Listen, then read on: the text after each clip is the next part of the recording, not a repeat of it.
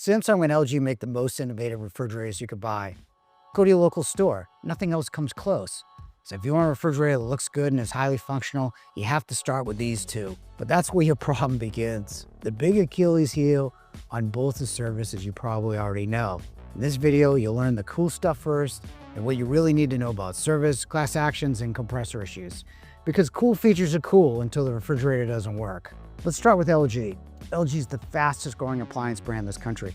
The reason is they manufacture more of their core components like compressors and evaporators. So they've been able to keep supplying appliances through pandemics, supply chain issues, and the other problems that have hit this industry hard for the last 6 years. And they have some unique products. Their counter depth max starts at 26 cubic feet. That's huge for a counter depth refrigerator. Almost 4 more cubic foot capacity than the average. LG was the first with zero clearance hinges in a basic counter depth. It's probably not the coolest feature, but it's super important. With zero clearance, the door doesn't open past 36 inches. So you can actually access the refrigerator anywhere in your kitchen, even when pushed against a wall. Only LG and Samsung have this feature on regular refrigerators. Otherwise, you're going to a Sub-Zero type built-in. They also have InstaView. You knock on the glass panel, it lights up so you see what's inside without opening, or in my case, keep it dark if you don't. And they have craft ice, bigger ice that melts slower, so you can taste more of your drink and less of that dissolving ice cube. LG also offers 4-door French door refrigerators with split drawers in the freezer for better organization, and the 2 drawers as well. Now Samsung. Samsung was the first manufacturer to make an appliance actually look good. They somehow make a box, a refrigerator, look like a work of art.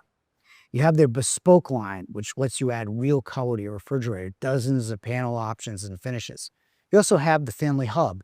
You can have a full tablet on your refrigerator drawer. Now you have to decide whether that's important to you or whether it duplicates what you already have in your pocket.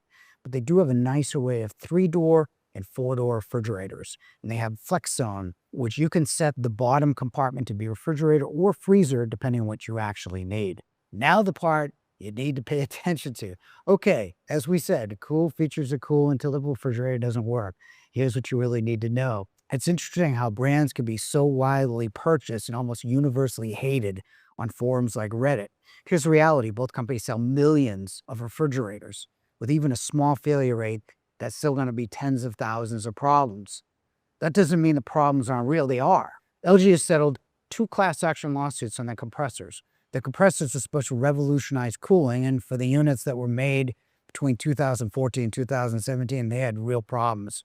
That's the bad news. But based on our actual service records over the last 5 years, LG compressors needed service at 1.1% of the units we sold. For context, Bosch is the most reliable at 0.4%, while other brands run around 2.5%. So LG sits in the middle of the pack, which is average for a compressor. And the good news, LG learned from those lawsuits and the compressors are now warranted for 10 years. Samsung's problem is different. It's not a compressor lawsuit, it's the service network itself. Samsung relies entirely on third-party authorized service providers. There's no Samsung employed technician network like LG has been trying to build. That means your service depends on whatever local authorized provider. Samsung also has a long history of ice maker components, but they've improved the design. But the trail of online reviews is real and worth knowing. Before you buy either brand, spend 20 minutes online. Google LG refrigerator repair plus your town. Then do the same for Samsung. Read the recent reviews and check the wait times. You're looking for 2 things. Is there someone in your area who actively works in the brand, and how fast can they get to you when it breaks? Find out before you buy, not after. Either one is a great looking refrigerator with tons of functionality you may or may not use. But service, again, can be a problem for either brand depending on your area. And that's really how you buy Samsung or LG, depends on where you live. And if you're looking for the best counter depth refrigerators, click this video. And if you want more useful, non-emotional videos like this one, click the link and subscribe. You'll be the first to know about future videos. And thanks for watching.